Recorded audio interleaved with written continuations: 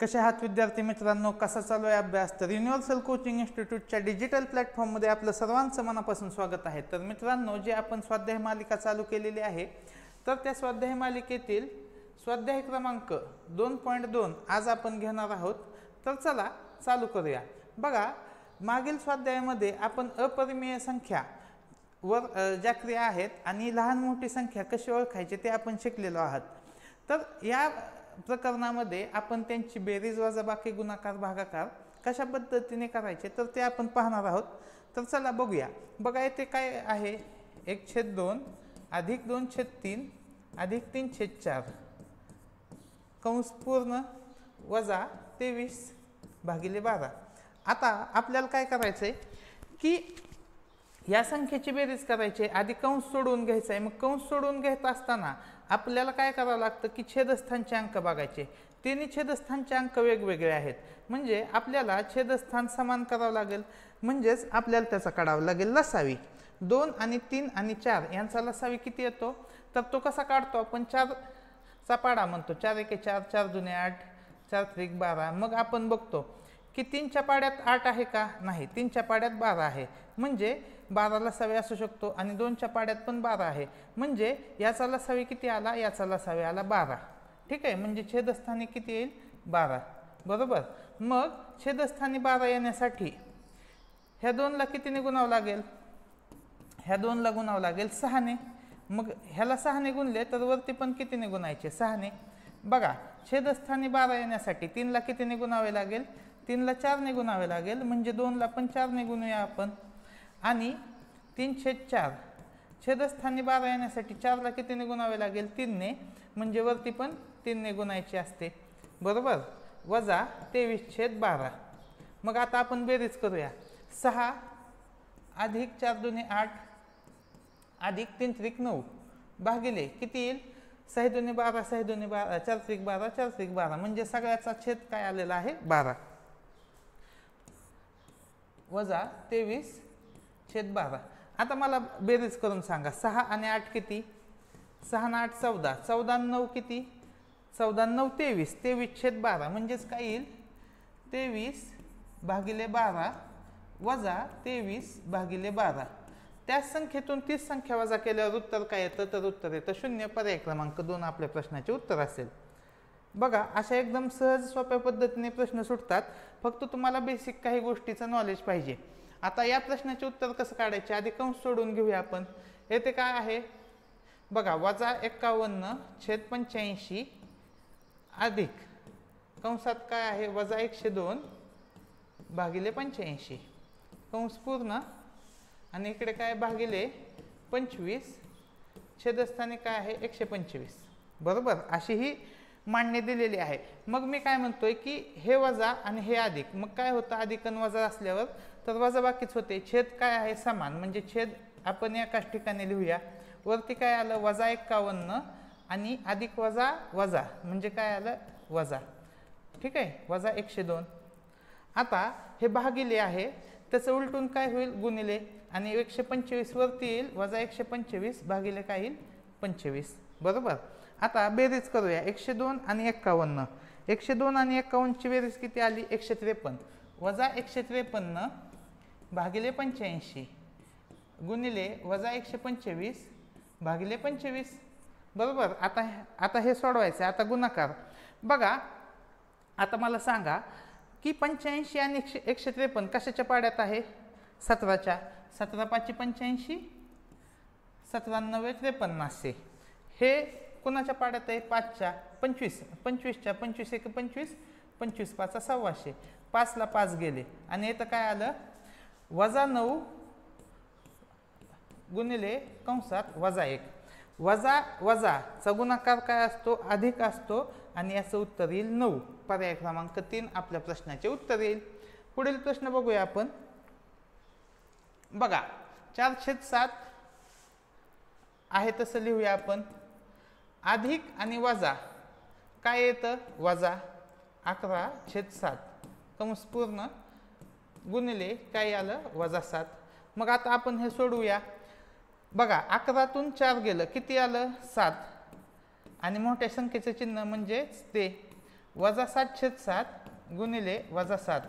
मग ह्या 7ला 7 गेलं, वरती काय आलं वजा 1 चा गुणाकार कुणाशी होईल वजा 7शी. वजा 1 आणि वजा 1 वजा आणि वजा चा गुणाकार काय असतो अधिक आणि 7 1 7. उत्तर काय येईल पर्याय क्रमांक 2.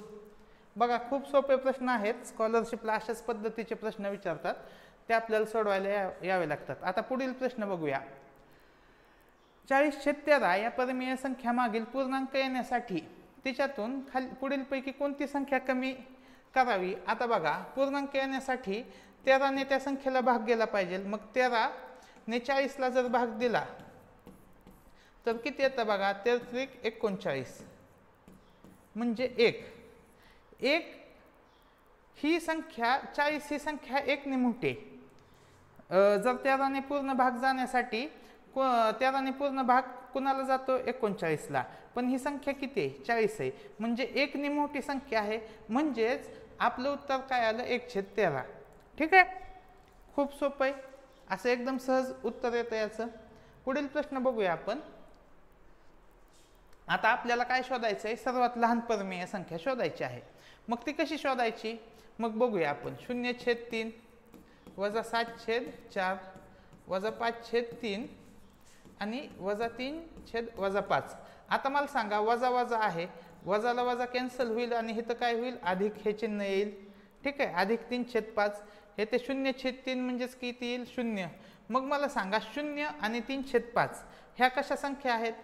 ही तर धन संख्या आहे आणि 0 ही ऋण संख्येपेक्षा मोठी संख्या असते. म्हणजे ही पण लहान संख्या येणार नाही, ही पण लहान संख्या येणार नाही आणि ही पण लहान संख्या येणार नाही. मग आपल्याला उत्तर ह्या दोन मधलं शोधायचं आहे. मग या दोन मधलं उत्तर शोधताना आपण काय करतो तिरकस गुणाकार. 7 21 वजा 21 4 25 वजा 20. मग मला सांगा 21 आणि 20 मधली मोठी संख्या कोणती आहे. जर अधिक चिन्ह असतं तर ती 21 ही मोठी संख्या आली असती, पण वजा चिन्ह असल्यावर मोठी संख्या काय येईल 20 येईल. म्हणजे लहान संख्या काय येईल 21. 21 कोणासाठी वजा 7/4 म्हणजे आपलं उत्तर काय येईल पर्याय क्रमांक 4. ठीक आहे, पुढील प्रश्न बघूया. बघा या प्रश्नामध्ये काय करायचं आहे 3/4 वजा 6/8 9/11 या परिमेय संख्या चढत्या क्रमाने लिहिल्यास पुढीलपैकी कोणता पर्याय योग्य आहे. मग चढता क्रम लिहायचा आहे म्हणजे सर्वात लहान संख्या पहिल्यांदा लिहायची. मग मला सांगा वजा 6/8 ही सर्वात लहान संख्या आहे, ती पहिल्यांदा येईल. म्हणजे उत्तर पहिला पर्याय किंवा तिसरा पर्याय यामधला आहे. म्हणजे 2 नंबरचा पर्याय आणि 4 नंबरचा पर्याय हे आपलं उत्तर नाहीये. मग आपल्याला काय चेक करायचं आहे की 9/11 आणि 3/4 यामध्ये कोणती संख्या लहान आहे आणि कोणती मोठी आहे.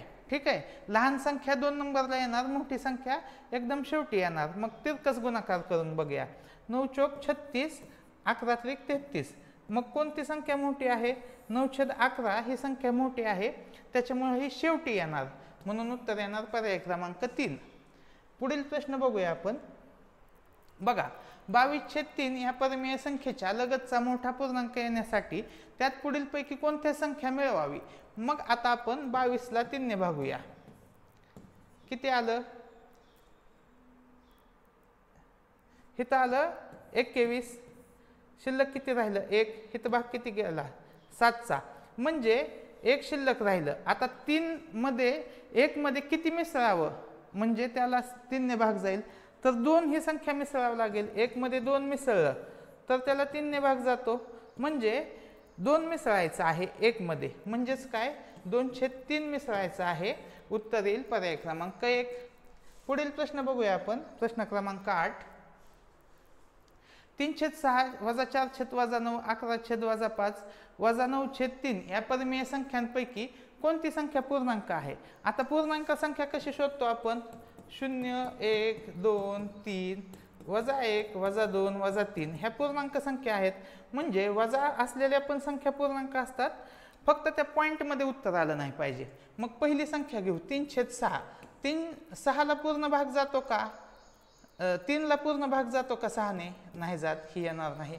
बघा 11 ला 5 ने पूर्ण भाग जात नाही, 4 ला 9 ने पूर्ण भाग जात नाही, पण 9 ला 3 ने पूर्ण भाग जातो. काय येतो भाग वजा 3. म्हणजे पूर्णांक संख्या काय आली पर्याय क्रमांक 2. आणि आजच्या स्वाध्यायाचे शेवटचा प्रश्न हा प्रश्न पण खूप सोपा आहे, सहज सुटतोय. बघूया काय आहे की या संख्यांमधील धनपरिमेय संख्या कोणती. मग पर्यायामधून बघू. येथे अधिक आहे, येथे वजा आहे. अधिक वजा असेल तर काय येतं, वजाच येतं. म्हणजे हे ऋण पूर्णांक संख्या आहे, हे उत्तर नाही आपलं. बघा येथे अधिक आहे, येथे वजा, यांमध्ये काय चिन्ह राहतं, वजा चिन्ह राहतं. म्हणजे पण ही पण ऋण पूर्णांक संख्या आहे. येथे अधिक, येथे वजा, म्हणजेच वजा चिन्ह राहील, हे ऋण पूर्णांक संख्या असेल. मग आपल्याला धनपरिमेय संख्या बघायची आहे. तर बघा वजा आहे, येथे वजा आहे. वजा वजासाठी काय येतं, तर वजा वजासाठी येतं अधिक. पर्याय क्रमांक 2 आपल्या प्रश्नाचे उत्तर येईल. तर अशा पद्धतीने आपण स्वाध्याय मालिका 2.2 ही कंप्लीट केलेली आहे. तर हे व्हिडिओ तुम्हाला कसे वाटतात, तुम्ही कोणत्या गावावरून हे व्हिडिओ बघता, हे मला कमेंट सेक्शनमध्ये नक्की सांगा. आपला चॅनल सबस्क्राईब करा आणि व्हिडिओला लाईक करा. धन्यवाद.